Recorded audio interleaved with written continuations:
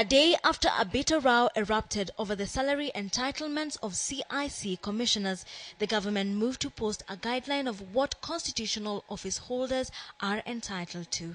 The chairman of the Interim Independent Electoral Commission and the Public Service Commission, positions which put them in the same salary band as that of the CIC chair, are quoted to earn 576,120 shillings in basic salary only. This held up against a much higher figure of 849,360 shillings in basic salary demanded by the chair of the commission on the implementation of the constitution. According to the government guidelines, the deputy chairman of the IIEC and the PSC, who fall in the A3 salary band, are entitled to 481,318 shillings in basic salary every month, in comparison with the 782,220 shillings remuneration the CIC vice chair has demanded. These are the controversial amounts the government wants to revise downwards on the grounds that they are grossly inflated.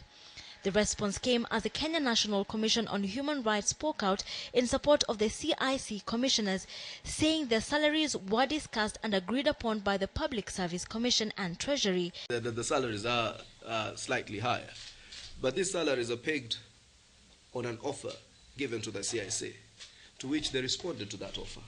To turn back a while later, simply because that commission appears not to be unable to influence the outcome of that commission, is necessarily not something that is acceptable. The human rights body terms the government's refusal to pay the amount initially agreed upon a move to frustrate the implementation process, with the CIC now unable to set up a secretariat to fulfill its mandate.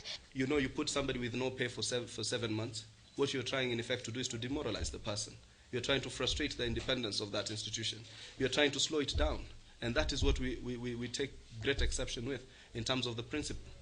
Several groups have expressed concerns that the standoff over the salaries could impede the implementation of the constitution. These are professionals, and professionals cannot leave their offices, loiter around and do the work that is not properly remunerated. So we are asking the government to be serious on the implementation of the constitution and avoid side stories.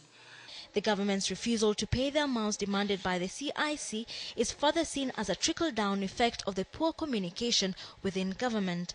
As the government continues to dig in its heels, commissioners have stated that they will not be in a position to process key bills unless the matter is resolved in a satisfactory manner. Wilkis Anyabwa, KTN Prime.